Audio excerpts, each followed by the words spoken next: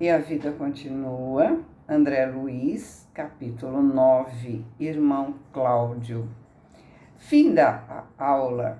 Recomendados pela senhora Tamburini, que não pôde acompanhar a reunião, Fantini e a senhora Serpa se demoraram em companhia do irmão Cláudio, que os recebeu carinhosamente na intimidade.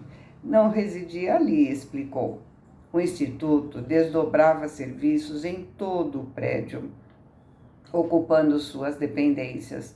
Ainda assim, que os amigos se sentissem convidados para alguns dedos de prosa, em casa, onde, junto da esposa, teria prazer em recebê-los. Já que a senhora Tamburini o indicou como sendo um professor capaz de prestar informações em torno de problemas que reputavam importantes, se colocava à sua disposição para atender no que lhe fosse possível, embora se reconhecesse inabilitado a satisfazer como desejaria. Tudo isso era dito cortesmente, em recinto enluarado no jardim da instituição, onde pequenos grupos de estudantes se espalhavam aqui e além.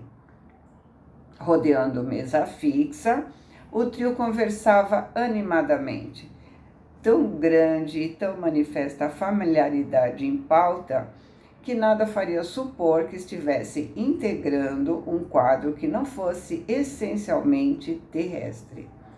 Em razão disso, apesar da fisionomia preocupada de Ernesto, exprimindo incerteza e ansiedade, via-se Evelina, senhora de si, absolutamente convencida de que se achava num recanto autêntico do mundo que sempre lhe foi habitual. Compreendo que se proponham a saber algo da nova residência. Irmão Cláudio expôs imperturbável, embora a irmã Celusa Tamburini notificou que ambos estão despertos no hospital de alguns dias para cá. Sim, é bem isso, confirmou Ernesto, e somos gratos pela atenção que nos dispensa.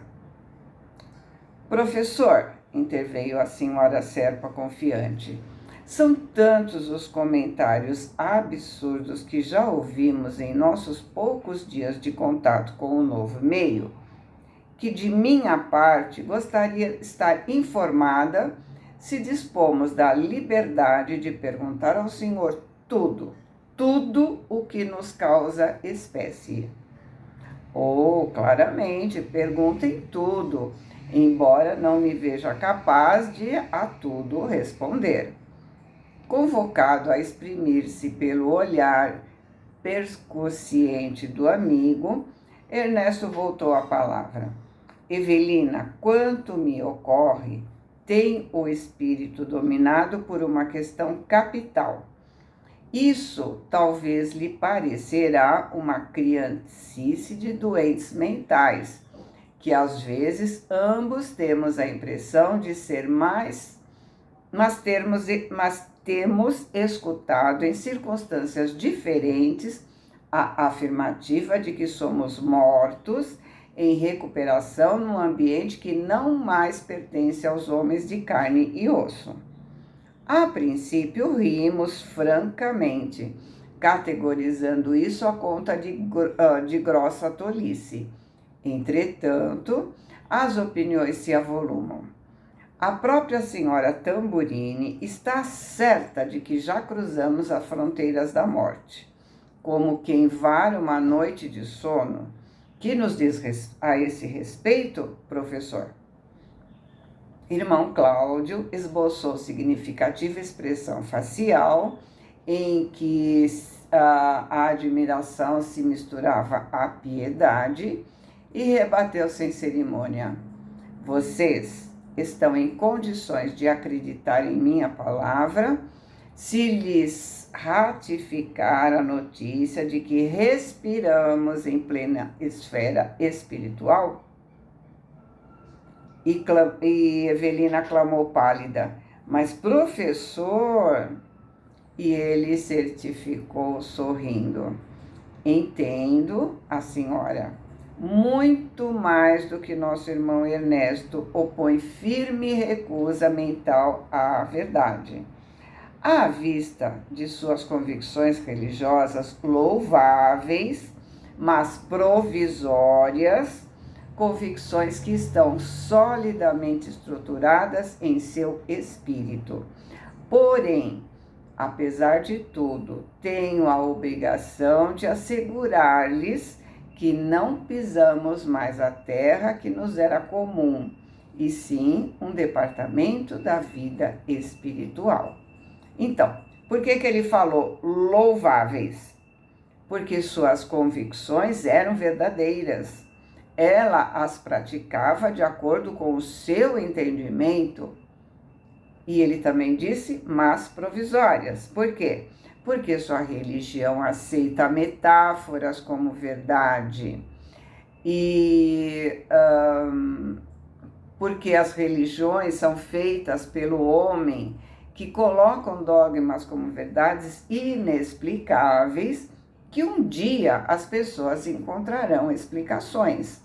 Porque, apesar de que todas as religiões são boas, essas metáforas um dia serão entendidas e modificadas. Portanto, são provisórias. E ela, meu Deus, como pode ser isso? Irmã Evelina, trabalhe com a própria mente. Se não abordássemos a crosta planetária pelo colo materno, com o período da infância logo após, nos constrangendo a longos serviços de readaptação, não seria a mesma coisa? Ou seja, quando a gente vem para cá, para a Terra, né? Passamos pelo esquecimento, assumimos novo corpo. Quando voltamos para lá, voltamos como estávamos aqui. É diferente. Se aprendemos com a doença, ela fica no corpo e vamos limpos. Se nos revoltamos com a doença, é porque não passamos pelo aprendizado, porque toda doença é um aprendizado. Né? Então, se a gente se revoltou, a gente não passou pelo aprendizado. Então, nosso perispírito não vai limpo. Se adoecemos por um vício, por exemplo, nós também não vamos com o perispírito limpo, porque nós adoecemos pelo uso do nosso livre-arbítrio. Então, só vamos limpar o perispírito com uma nova encarnação. Geralmente é uma encarnação com o que chamamos de doença de nascença, né? Então, por exemplo, o fumante, ele volta com algum problema de bronquite, de asma, de alguma doença alérgica do pulmão e não encontra cura, né? Mas a Terra, eu conheço, por engano. Classificamos a paisagem terrestre e os pertences que lhes dizem respeito, submetidos ao conceito de quantos estiveram nela antes de nós, ocorrendo análogas circunstâncias no ambiente a que nos acolhemos agora, e onde contamos com geólogos e geógrafos eméritos, porém, na realidade, tanto lá quanto aqui, conhecemos na essência muito pouco sobre o meio em que vivemos. Em suma, analisamos e reanalisamos coisas e princípios que já encontramos feitos. Entretanto, no mundo como entendemos o mundo, guardamos a certeza de permanecer sobre bases mais sólidas. Irmã Evelina, quem lhe disse que não moramos lá, na arena terrestre? Também detidos num certo grau da escala de impressão do nosso espírito eterno? Qualquer aprendiz de ciência elementar no planeta não desconhece que a chamada matéria densa não é senão a energia radiante condensada. Em última análise, chegaremos a saber que a matéria é luz coagulada, substância divina que nos sugere a onipresença de Deus. O Senhor quer afirmar mesmo que agora não estamos domiciliados no plano físico, voltou Fantini a manifestar-se. Chame-se a este mundo em que existimos nesse momento, outra vida, outro lado, região extrafísica ou esfera do espírito. Estamos num centro de atividade tão material quanto aquele em que os homens se movimentam. Nossos irmãos ainda encarnados, condicionados ao tipo de impressões que ainda governam quase completamente os seus recursos sensoriais. O mundo terrestre é aquilo que o pensamento do homem faz dele. Aqui é a mesma coisa. A matéria se resume à energia, cá e lá. O que se vê é a projeção temporária de nossas criações mentais. Assim, nós entendemos porque muitos espíritos chegam nos trabalhos mediúnicos pensando que ainda estão encarnados. Eles sentem a matéria assim como sentimos aqui enquanto encarnados.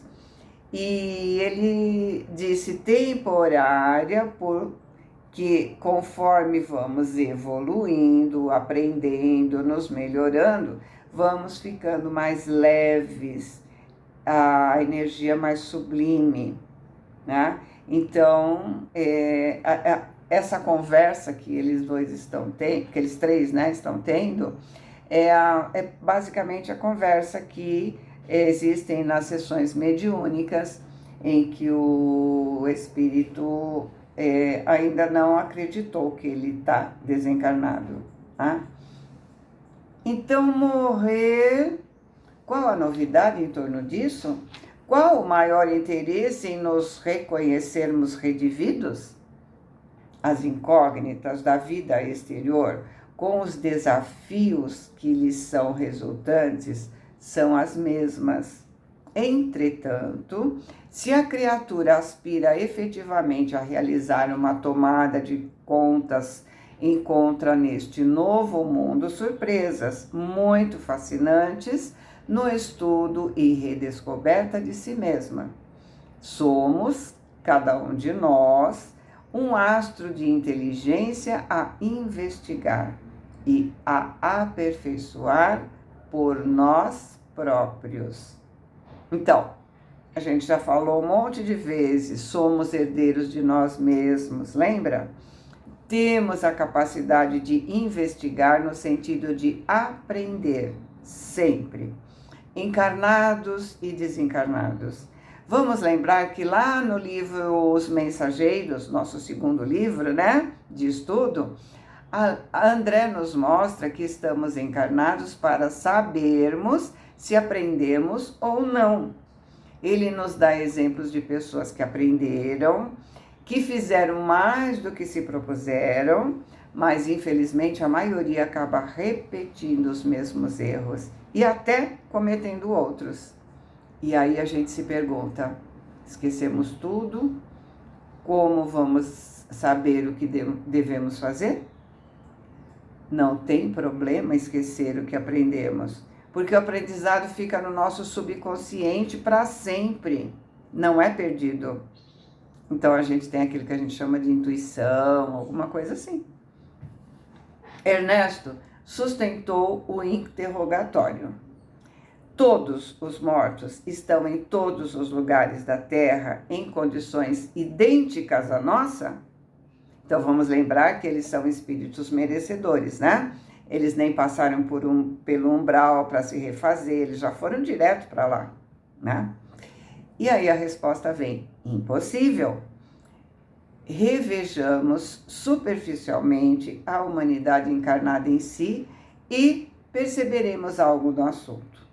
Contamos na Terra, de onde somos egressos, milhões de pessoas sensatas e espiritualmente desequilibradas, sadias e enfermas, instruídas e ignorantes, relativamente sublimadas, elevadas, né?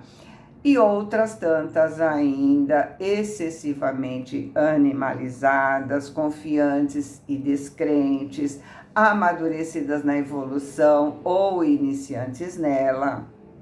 Impraticável categorizá-las, depois da morte, segundo um critério exclusivo. Cada qual estará em seu grupo e cada grupo com sua comunidade ou faixa de afinidade. Já falamos muito sobre isso, né? A gente sempre está com os afins. Nada fácil padronizar as situações dos espíritos desencarnados.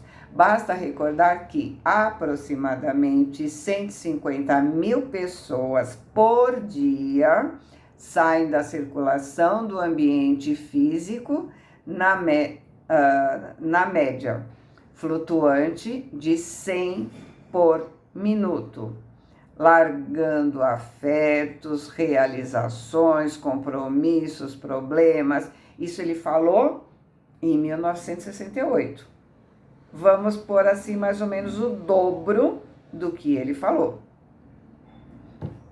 Ora, todos são filhos de Deus e recebem de Deus atenções e providências análogas do ponto de vista do amor com que somos envolvidos na criação, embora diversas nos modos múltiplos em que se exprimem. Ou seja, o sol brilha igual para todos, mas cada um vai utilizar os seus talentos, os talentos que recebeu, né, de acordo com o seu livre-arbítrio. Lembra da parábola dos talentos, né? Razoável reconhecer que por muitos se enfeitem externamente com as honras que lhes são prestadas pelos entes queridos, quando se despedem do mundo, os homens, quaisquer que sejam, chegam aqui como são, porque tenham desencarnado, o louco não adquire o juízo de um dia para o outro, e nem o ignorante obtém sabedoria por osmose.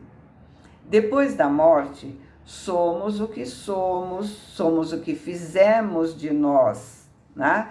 Na realidade interna, e nos colocamos em lugar compatível com as possibilidades de recuperação ou com as oportunidades de serviço que venhamos a demonstrar.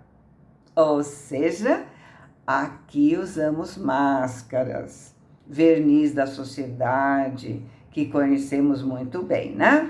Mas lá somos o que somos. Não tem essa de morreu, virou santo. Nosso pensamento, nosso sentimento fica aparente.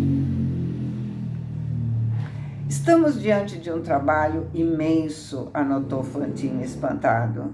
Sim, no mundo dos homens, uma criatura não se modifica de improviso por ter atravessado o oceano de um continente para o outro. Acontece o mesmo nos domínios do espírito. Então, o que ele está falando, né? Se eu sair daqui do Brasil, for para a Europa, quando eu chego lá, eu sou eu, do jeito que eu sou. É isso que ele está dizendo. Quando a gente desencarna, a gente chega como a gente é. Né? Como ele explicou lá em cima, é diferente de quando a gente vem para cá. Porque vem para cá, passa pelo esquecimento, fica pequenininho, né? Reaprende a comer, falar, reaprende tudo e começa tipo do zero, né? E quando vai para lá, vai do jeito que tá, como se a gente tivesse pego uma mala e tendo ido para outro continente, para outro lugar, né? E o Ernesto sublinhou: há tempos li mensagens de entidades desencarnadas merecedoras de crédito, relacionando os sofrimentos e conflitos que experimentaram nas regiões inferiores, individualidades, aliás, que me pareceram senhorear largo patrimônio de recursos intelectuais. Nada de admirar, por imposição de nossas necessidades, nós mesmos estamos residindo em zona dessas, na vizinhança das criaturas encarnadas. Me refiro a regiões tenebrosas ou infelizes, relativamente às quais ouvi tantas dissertações e onde se desarvoram tantos irmãos nossos. Ou seja, se ele quiser aceitar que ele desencarnou, ele leu alguma coisa com respeito àquele umbral pesado, aquele umbral cheio de pavor, né? E ali, apesar deles estarem numa zona umbralina, né? É um lugar de aprendizado. É diferente da literatura que ele recebeu enquanto estava encarnado aqui, né? E aí o mentor esclareceu: Fantini, precisamos nos certificar de que esses lugares não são infelizes, uma vez que os irmãos que os povoam são infortunados. Os jardins, os pomares que enriqueçam o manicômio deixarão de ser jardins e pomares porque existem enfermos a desfrutar as suas emanações nutrientes? E aí os dois ficaram com cara de interrogação, né? Pois é, meu caro, as áreas do espaço, às vezes enorme, ocupadas por legiões de criaturas padecentes ou desequilibradas, estão circunscritas e policiadas, por maiores que sejam, funcionando como os lugares terrestres utilizados por grandes instituições para a recuperação dos enfermos da mente. Então, todos os lugares são limitados e vigiados por espíritos superiores que auxiliam a se melhorarem e, quando têm condições de passar para outra faixa vibratória, né, esses espíritos superiores, né, os encaminham para lá. E ele continua, né? Você não ignora que existem doentes da alma consumindo grande faixa da existência nos hospícios acolhedores da Terra. Isso acontece aqui também. Ao redor do nosso vilarejo, temos vasto território empregado no asilo a irmãos desajustados, aos milhares mantidos e vigiados por muitas organizações de beneficência que trabalham no socorro fraternal. Evelina, que não acreditava no que ouvia, objetou insatisfeita. Mas, se nos achamos num plano espiritual, que dizer das construções sólidas vinculadas à arquitetura terrestre com que somos defrontados? Nenhum espanto quando ponderarmos que os edifícios no mundo dos homens nascem do pensamento que os esculpe e da matéria que obedece aos projetos elaborados. Aqui verificamos o mesmo processo, diferindo apenas as condições da matéria, que se evidencia mais intensamente maleável à influência da ideia dominante.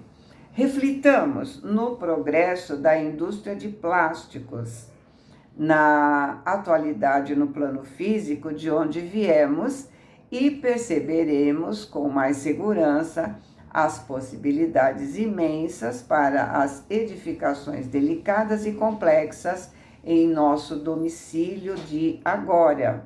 Naturalmente, aqui também estamos subordinados ainda às técnicas, às vocações, às competências pessoais e às criações estilísticas no círculo das conquistas espirituais de cada um.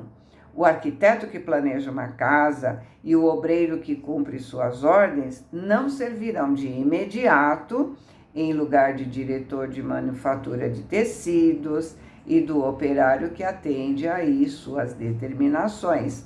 Ainda aqui, o escritor não faz a obra do músico em ação de improviso. Somos criaturas em evolução, sem termos atingido ainda a posição dos gênios polimorfos, apesar de esses gênios também existirem aqui. O que ele está falando? Ninguém faz o que não aprendeu. Como ele disse, um escritor não vira músico só porque desencarnou. Ele vai continuar escritor e o músico vai continuar músico. Vai se aperfeiçoar. Talvez até aprenda outra coisa, porque a gente não sabe só uma coisa, né? Mas a gente não vai... Se eu faço muito bem, no caso, né? Se eu sou um ótimo escritor, não é por isso que não é porque eu desencarnei que eu vou fazer lindas músicas, né? Eu posso até fazer a poesia da música, mas não a música. Então, vamos continuar utilizando os nossos talentos, né? De novo, lá a parábola dos talentos, né? Eu só dou o que eu tenho, certo?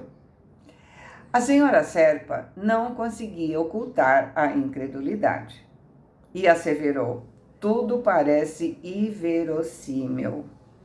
Nada nos parece mais inverossímil que a verdade, objetou o irmão Cláudio. No entanto, porque prefiramos por muito tempo a ilusão no lugar da verdade, a realidade não deixa de ser o que é. Tudo é o que é, gente. Não, mas a gente não quer aceitar a verdade. Lembra daquela parábola que a verdade não é aceita por ninguém, né? E a mentira toda enfeitada, todo mundo aceita e gosta, né? O professor discorreu ainda por dilatados minutos referente à vida e às condições da estância em que se demoravam, mas, por fim, Evelina se viu atordoada, fatigada, provisoriamente inabilitada a mais amplas deduções e, moça de fé profunda, valeu-se de um intervalo na conversa procurando saber: irmão Cláudio, não posso duvidar de suas informações, embora me custe a crer que estamos na posição de pessoas desencarnadas, conforme as suas expressões. Esteja certo de que não desejo perder de modo algum a sua orientação, mas gostaria de tomar contato com um sacerdote, um padre católico, por exemplo.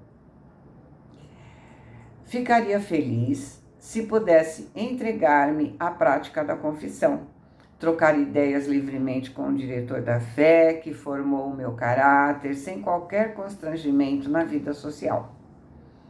O amigo bondoso sorriu compreensivo e esclareceu: a igreja aqui está positivamente renovada, posto que passamos a encontrar representantes de todas as religiões terrestres, aferrados a dogmas, concepções estreitas, preconceitos e tiranias diversas do fanatismo, nas áreas vizinhas em que se congregam milhares e milhares de inteligências rebeldes e perturbadas. Ou seja, a igreja, como ela conhecia, está nas regiões mais inferiores. Ali onde ela está, a igreja está renovada, está à luz do entendimento. Então, ela já deixa de ter dogmas, né? Aqui, propriamente, os sacerdotes não a ouviriam em confissão de natureza religiosa. A enviariam a um dos nossos institutos de psiquiatria protetora, em que a irmã pode e deve ter a sua ficha para receber a assistência necessária. E aí o Fantini perguntou: para tratamento? Tratamento e auxílio. Uma carteira de identidade para serviços de amparo e análise numa casa de supervisão espiritual das que me refiro é valioso documento para que não estejamos aqui nos primeiros tempos de adaptação num lugar intermediário entre planos inferiores e superiores, sem a assistência justa. É indispensável nos poupemos, tanto quanto possível, a dissabores desnecessários. Então, ela precisa de um tratamento para diluir as ideias preconcebidas. Ela não fez coisas erradas, ela apenas tem ideias cristalizadas. E Ernesto exclamou entusiasmado: "Oh, desse tipo de confissão me interessa. Se estamos mortos..." E aí o mentor bem-humorado disse: "O seu se demonstra que você e Evelina me consideram um contador de histórias inverídicas." Ou seja, né, ele quis, polidamente, ele quis dizer que ele entendeu que ele estava sendo chamado de mentiroso, né? Nenhum dos dois acredita que está desencarnado, né? E o professor, então, bem-humorado, né, mostrou que ele entendeu que eles não estão acreditando no que ele está falando, né? "Vocês estão desencarnados com raízes pregadas no chão da terra, mas isso é natural. Aguardemos o tempo." Em meio de puras vibrações de confiança e simpatia, a senhora Serpa e o amigo solicitaram o apoio do mentor, a fim de que pudessem realizar contatos com algumas dessas instituições psiquiátricas da cidade, ficando estabelecido que atenderiam a isso tão logo a administração do hospital os consentisse. E aí a gente fica aguardando o próximo capítulo. Boa semana! Fiquem com Deus, amo vocês.